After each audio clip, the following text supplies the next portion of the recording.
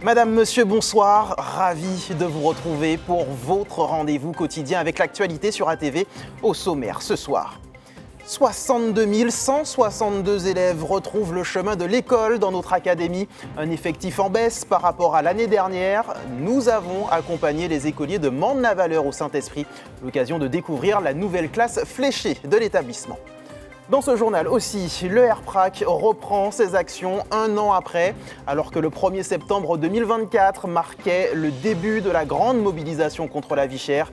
L'association s'est rendue devant la Sahara ce matin, avec dans son sillage une centaine de manifestants. On en parle dans quelques minutes. Enfin, vous verrez que les bus du centre sont toujours à l'arrêt. Les salariés de plusieurs transporteurs sont en grève depuis le 25 août dernier. Ils dénoncent notamment la mise en place d'un nouveau marché du transport public par Martinique Transport. Et on débute donc avec la rentrée scolaire. Ce lundi 1er septembre 2025 marque définitivement la fin des grandes vacances. Cette année, le rectorat a choisi l'école Mende-la-Valeur au Saint-Esprit pour sa traditionnelle visite de rentrée. Un établissement sélectionné pour ses multiples innovations, telles que l'ouverture d'une classe fléchée dédiée aux enfants de 2 ans. L'occasion aussi pour l'académie d'annoncer quelques nouveautés pour cette nouvelle année scolaire. Diana François-Eudoxie. C'est l'heure de la rentrée scolaire pour ces élèves de l'école primaire de Mende-la-Valeur au Saint-Esprit. Accompagnés de leurs parents, certains enfants sont stressés et d'autres sont prêts à entamer une nouvelle année, certainement pleine de rencontres. Je suis même pas stressée. Je rencontre des nouveaux copains. Je suis contente. Je devrais revenir. Je vais voir tous mes copains. On a dû consoler un peu. Elle aime toujours rester avec papa et maman à la maison. Donc c'est sûr que là, c'est un grand pas pour elle. C'est une première pour nous, tous. Donc on fait de notre mieux et puis on verra ce que ça a donné. Se sentir auprès, je sais pas. Juste faire de notre mieux en fait. C'est vrai que les vacances, elles sont passées très vite. 1er septembre lundi, ça ne tombe pas, c'est pas souvent, mais pour l'instant on l'aborde de façon assez sereine. On a été reçus en début juillet par la directrice qui nous a présenté l'école, le programme, les enseignants, donc c'est vrai qu'on l'aborde de façon plus sereine. Une école dans laquelle une classe fléchée a été ouverte cette année. Une section qui accueille une vingtaine d'élèves âgés de seulement 2 ans. C'est une classe spécifique qui permet justement aux enfants de bénéficier, à certains enfants d'ailleurs, de bénéficier d'une année supplémentaire en maternelle. Puisque l'école n'est obligatoire qu'à partir de 3 ans. Mais c'est une classe qui accueille des enfants selon certains critères. Les enfants qui n'ont pas encore été confrontés à la collectivité, on va les accueillir en priorité pour déjà leur apprendre le vivre ensemble. Situé dans un quartier où les coupures d'eau sont courantes, depuis 2 ans, 2 cuves tampons de 2000 litres sont mises à disposition dans cet établissement. Un moyen pour la municipalité de garantir la tenue des cours, même lorsqu'il n'y a plus d'eau au robinet. Il est important pour nous que les enfants ne ratent aucune journée de classe. L'éducation, c'est très important et on est fiers, aux côtés de l'éducation nationale, d'apporter notre concours à faire en sorte que les parents et les enfants aient une école de qualité agréable. Tous les ans, on équipe au moins une école. Donc sur nos 7 écoles, on a déjà 3 qui sont équipées. Et donc dans les mois à venir, on va équiper aussi les autres écoles. Cette année scolaire est également riche en nouveautés au sein de l'académie, avec des nouveaux programmes nationaux, la mise en place d'un plan santé mentale avec 2 référents dans chaque établissement ou encore la création en collaboration avec l'ARS de 14 nouveaux pôles d'appui à la scolarisation. Ce dispositif permettra d'accompagner et de détecter les élèves en situation de handicap. C'est 14 nouveaux pôles d'appui à la scolarisation avec des personnels vraiment formés pour accompagner les élèves, va nous permettre de réagir immédiatement dès lors qu'un parent ou un enseignant pense détecter un problème. Avant, nous avions des temps extrêmement longs, c'était très bureaucratique, très lourd. Là, on va être en capacité à poser des diagnostics rapidement et au moins avoir des premières actions pour accompagner l'élève et aussi pour dialoguer avec les familles. Cette semaine, 62 162 élèves débutent une nouvelle année scolaire en Martinique, soit 816 élèves en moins par rapport à l'année dernière. Une rentrée perturbée par l'actualité sociale. Un an, jour pour jour, après son premier mouvement d'envergure, le RPRAC appelait à la mobilisation aujourd'hui, alors que des barrages ont été érigés dans la nuit, puis évacués par les forces de l'ordre. Ce matin, une centaine de manifestants s'est rendue vers la zone de Californie au Lamentin, bloquant l'accès à l'unique raffinerie de l'île. On fait le point avec Ryan Anias.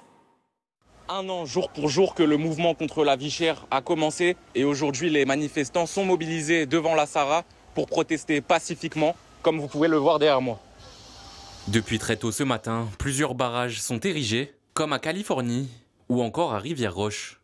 Un an jour pour jour après le commencement du mouvement contre la vie chère, les actions reprennent.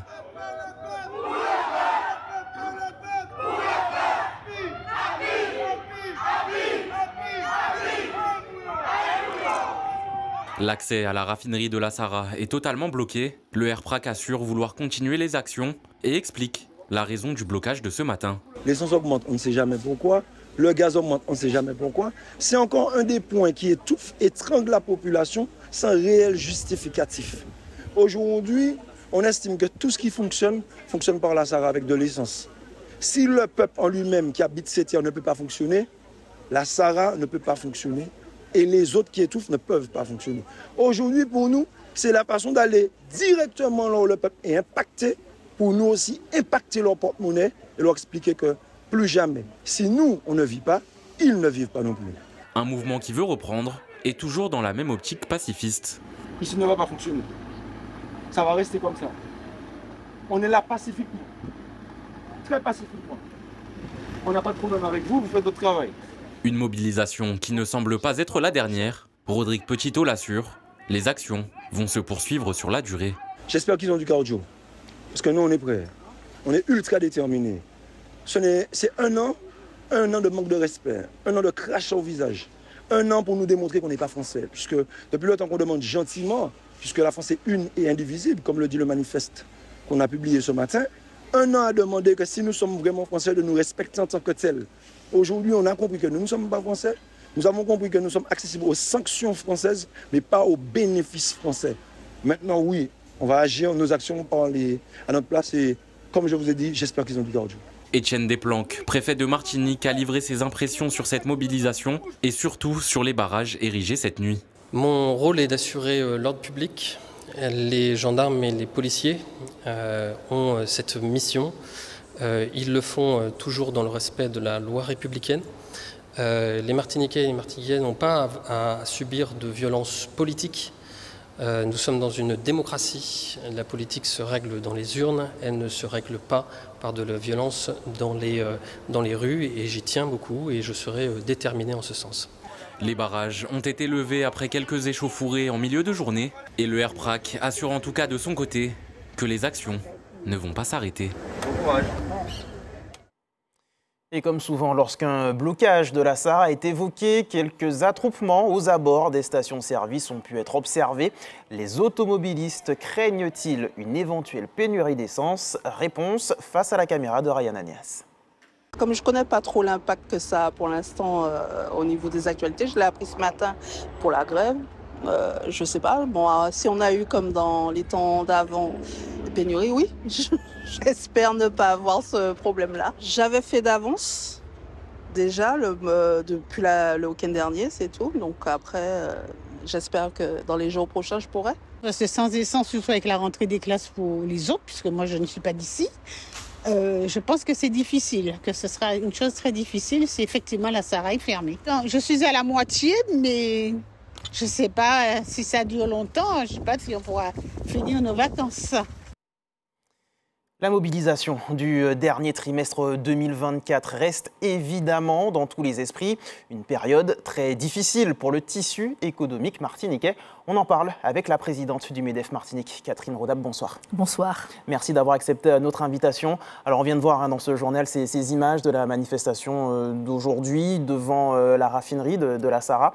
Des images qui rappellent évidemment ce qui a pu se passer à partir du 1er septembre 2024. Ces images vous évoquent-elles un peu de crainte peut-être, la crainte d'avoir le même type d'événement qui pourrait se reproduire? Nécessairement, beaucoup d'inquiétudes. Je rappelle que nos entreprises ont été très impactées dernier trimestre 2024.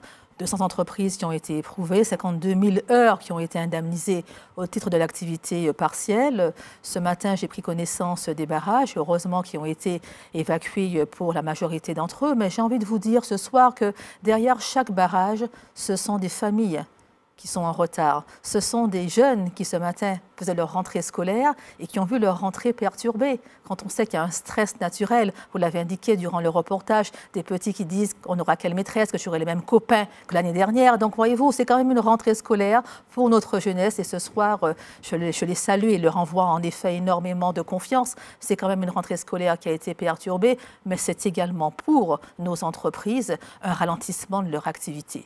Je rappelle quand même que nous sortons péniblement de cette crise qui a été très éprouvante. Il y en a qui ont perdu leur outil de travail, des entreprises qui n'ont pas survécu, des contrats de travail qui ont été perdus. Il y a eu des licenciements économiques en masse. Donc pour les entreprises qui sont présentes sur le territoire et qui tentent de sortir de la tête de l'eau, de se stabiliser, de continuer à y croire, c'est extrêmement difficile. Et nous avons besoin, pas seulement le monde de l'entreprise, mais le territoire, les pères et mères, nos familles également. Nous avons besoin d'apaisement. Nous avons besoin de stabilité et, vous l'avez dit, de sérénité. Si ce mouvement reprend un an après le premier mouvement d'envergure, je le rappelle, le 1er septembre 2024, c'est aussi parce que l'association, le RPRAC, mais aussi une frange de la population estime que notamment le protocole signé en octobre n'a pas porté ses fruits et que la vie est toujours aussi chère en Martinique. On a beaucoup parlé pendant ces négociations de péréquation, par exemple.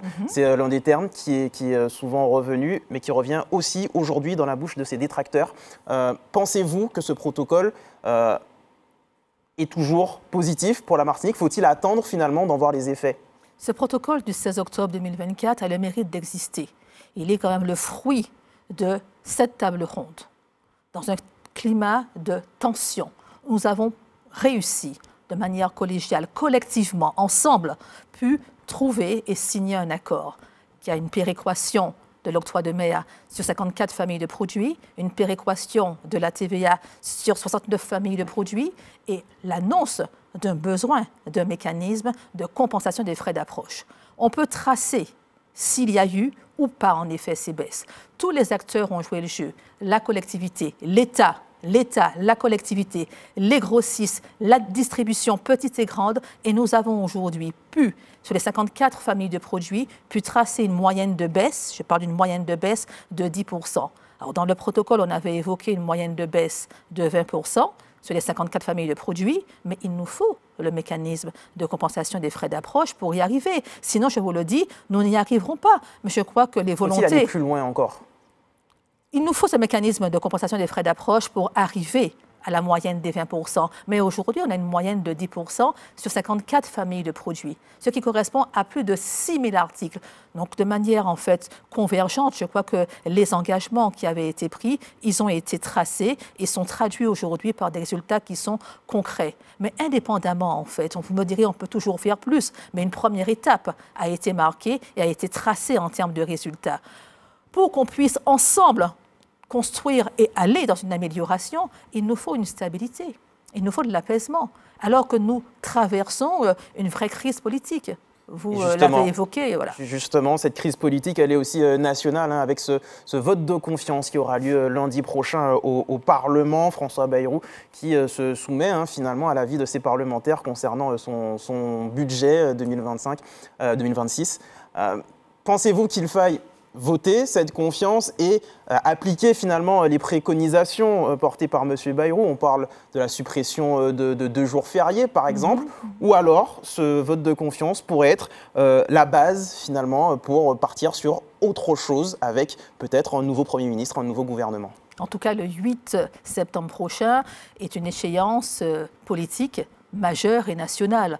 Indépendamment des cas de figure à considérer, j'ai envie de vous dire que nous sommes dans une crise politique et nous ne devons pas et nous ne pouvons pas rajouter par de l'instabilité sur le territoire. Alors on verra ce qui se passera, mais nous, monde économique, nous n'avons pas notre mot à dire sur ce qui se passera.